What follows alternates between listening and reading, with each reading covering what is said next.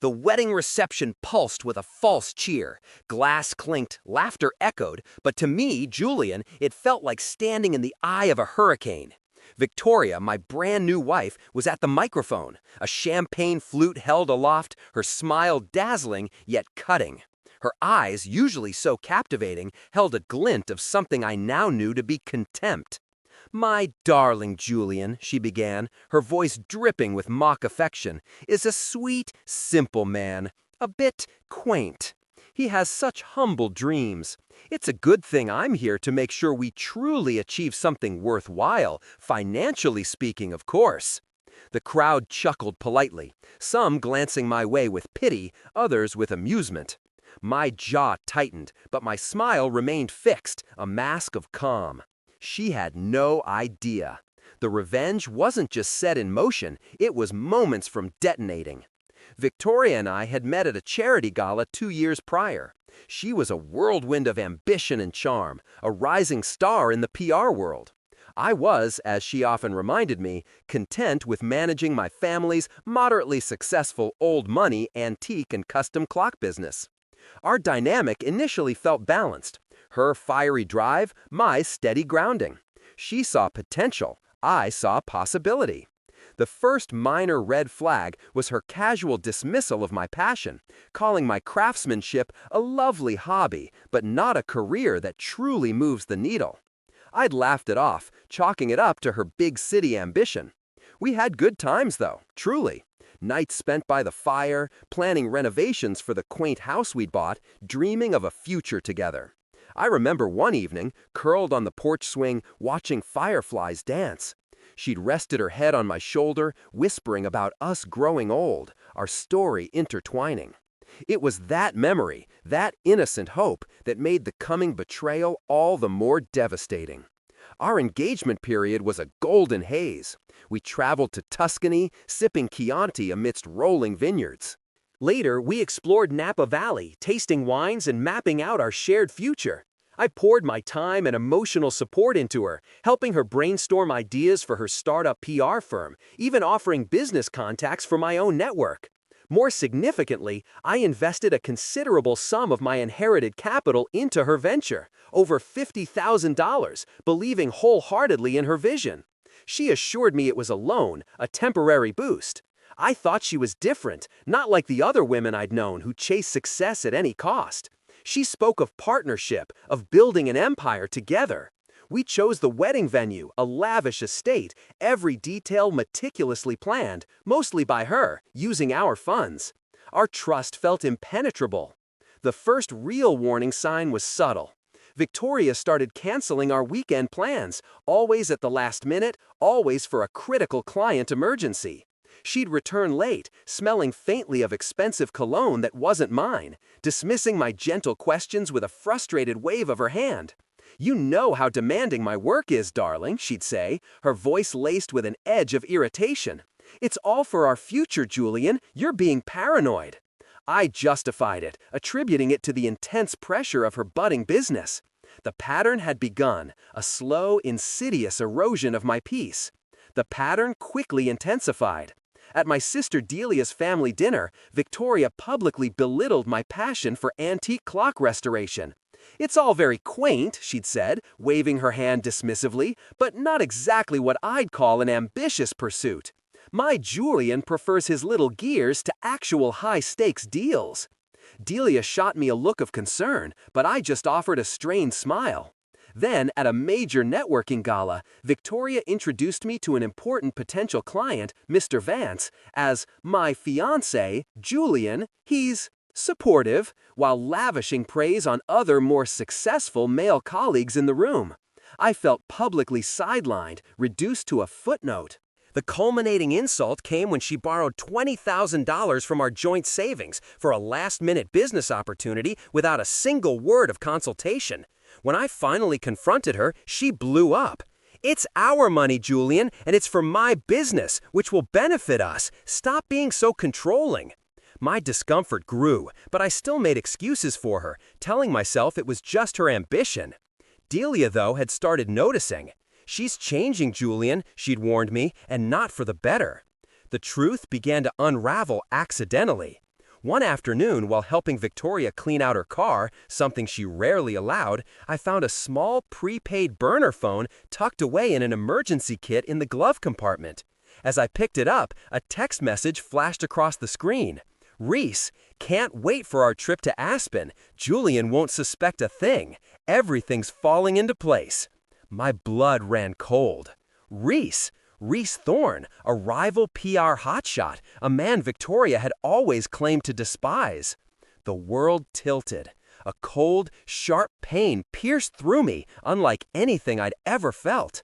My first instinct was to confront her, to scream, to demand answers. But then a colder, harder resolve settled over me.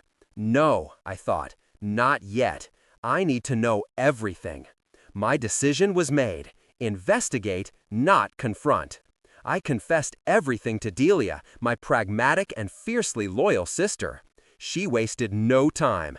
Julian, this isn't just an affair. It's something bigger. You need a PI. She introduced me to Marcus Thorne, a quiet, thorough investigator with a reputation for discretion. Marcus set up discreet surveillance. Meanwhile, I meticulously reviewed our joint bank accounts, discovering a disturbing pattern of large, unexplained transfers from Victoria's startup account directly to a personal account I'd never known about, under her maiden name. Marcus's findings were devastating. Not only was Victoria having an affair with Reese, but the business trips to Aspen and other locales were lavish, romantic getaways. The worst discovery came when Marcus showed me emails and overheard conversations.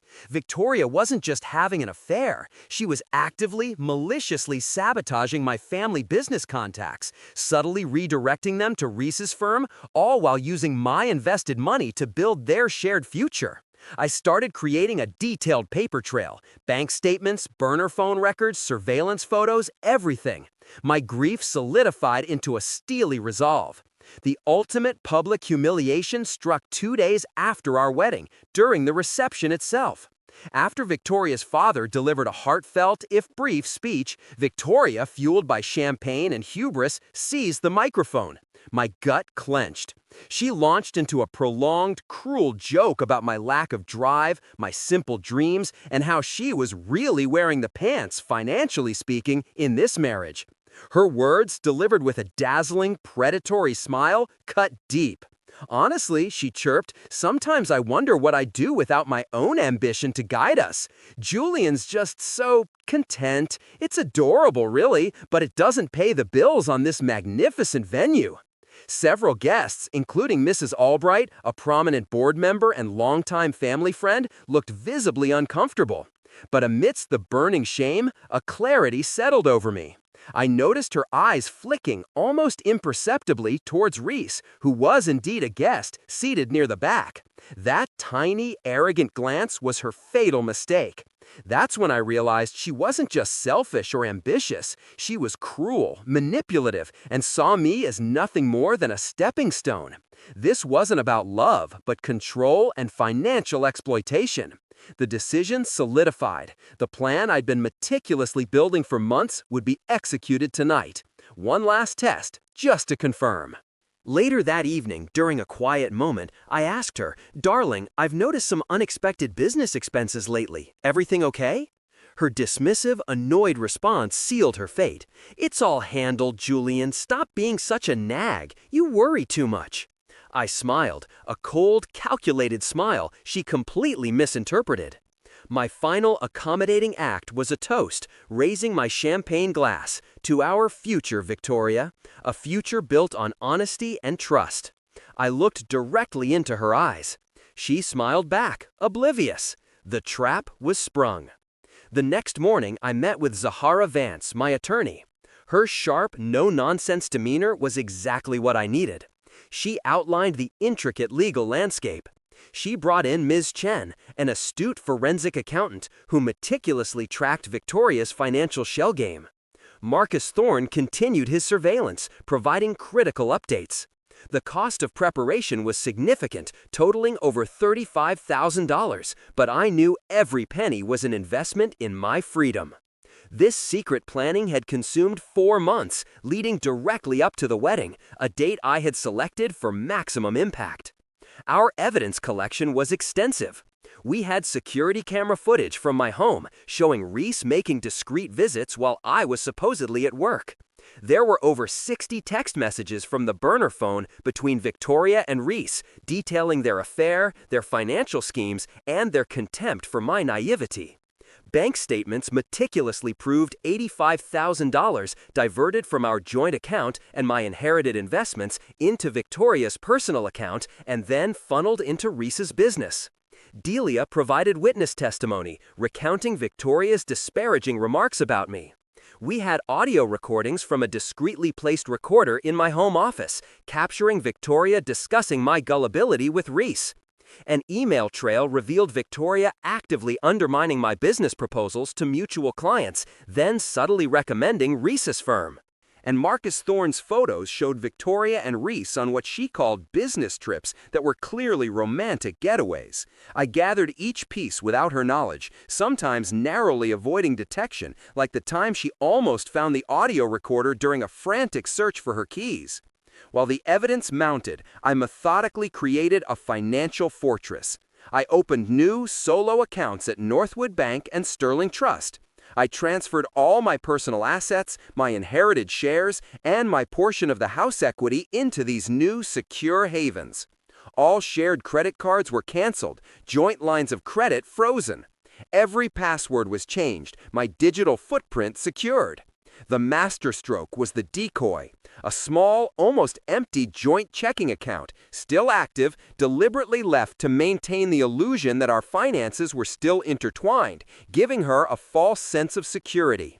Zahara prepared a formidable arsenal of legal weapons: divorce proceedings, fraud charges, breach of our prenuptial agreement, which Victoria had signed, laughing it off as a silly formality, and restraining order paperwork.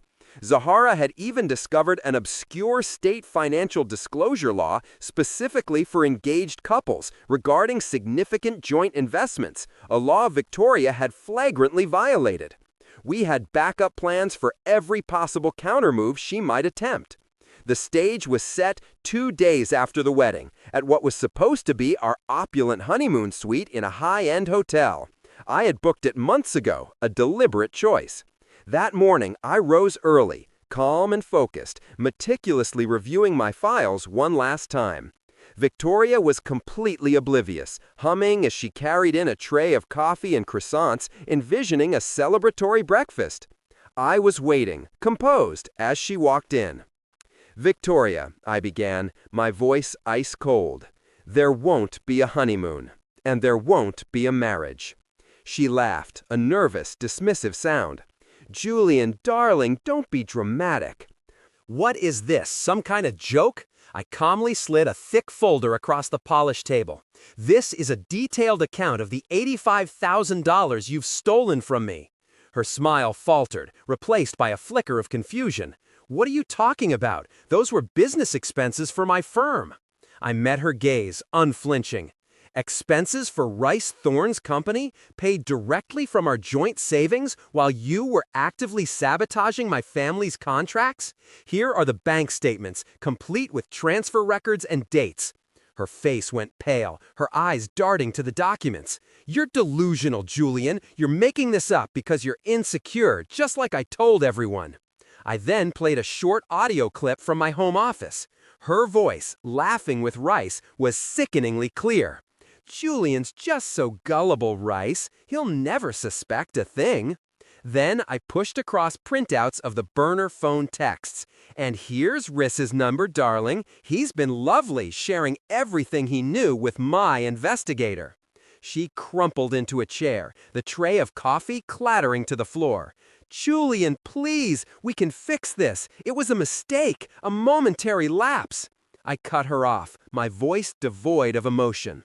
"The papers are already filed: fraud, breach of contract, and a restraining order. My attorney, Zahara Vance, will be in touch shortly. Everything you thought you built, it was on my foundation, with my money, and I'm taking it back, all of it." My coldest one-liner hung in the air. "Enjoy your future, Victoria. It's all yours now, without my money, my name, or my patience." In the 24 hours that followed, Victoria launched a frantic, desperate campaign to salvage her situation. She called relentlessly, sent pleading, then threatening messages. I blocked her on every platform. Delia, true to her word, discreetly shared some of the financial details with close family friends, sowing seeds of doubt among Victoria's network. Meanwhile, Zahara initiated the legal process, ensuring rapid action. Victoria's meticulously curated social media presence, once a testament to her success, became a series of frantic, vague denials and accusations against me. The wedding vendor deposit was forfeited, and the hotel bill for the honeymoon suite landed squarely with Victoria, as stipulated by Zahara's swift action. The biggest surprise came when Mrs. Albright, who had witnessed Victoria's cruel speech at the reception, publicly withdrew her substantial corporate accounts from Victoria's PR firm and quietly transferred them to my family business, citing Victoria's lack of integrity. The divorce and fraud case went to court 3 months later. Zahara Vance, a force of nature, presented the overwhelming evidence with surgical precision. The judge, clearly appalled by Victoria's calculated deceit, ruled swiftly. Victoria was ordered to repay the $85,000 plus an additional $20,000 in damages and my substantial legal fees. The prenuptial agreement held firm, safeguarding all my personal and business assets. She tried to appeal, but the evidence was irrefutable. Even Reese, caught in the legal crossfire, turned on Victoria, providing testimony that sealed her fate in exchange for a lighter sentence for his part in the financial fraud. The final outcome left Victoria financially devastated and legally obligated to a debt she couldn't possibly repay. Victoria now lives in a cramped one-bedroom apartment above a noisy bakery in a less than desirable part of town. Her once thriving PR firm imploded, unable to retain clients after the scandal, her reputation in tatters. She works a minimum wage job as a barista, a stark contrast to her former life. Reese, after testifying against her, managed to avoid jail time, but his own career took a significant hit. He now struggles to find steady work. Most of our mutual friends, especially those with any professional integrity, distanced themselves from Victoria. The greatest loss for her, I think, was the complete destruction of her meticulously crafted image of success and glamour, now replaced by public scorn and professional isolation. The high-rise condo, the luxury car, the designer wardrobe, all gone, seized to pay off her debts. Free from Victoria's suffocating ambition and deceit, I poured myself into my family business. I acquired a niche antique restoration workshop, expanding our services, a dream Victoria had always mocked. My financial status is more secure than ever, and my peace of mind is invaluable. I've reconnected with genuine friends and family, especially Delia, whose unwavering support was a lifeline. I now volunteer at a local community center, finding immense satisfaction in genuine contribution, a far cry from Victoria's performative philanthropy. I even started dating again, someone grounded and kind who values sincerity above all else. A few weeks ago, I walked into a small cafe downtown. Victoria was behind the counter serving coffee. She glanced up, saw me, and her eyes, once so full of fire, widened with a desperate, trapped look. She was still wearing the expensive but now slightly faded engagement ring I had given her, unable to sell it because it had been deemed evidence during the trial, a frozen asset. Quaint, but not very ambitious, she had once said about my life. Now, her life was simply serving. I simply smiled, paid for my coffee, and walked out, leaving her to her new reality, a future truly all her own.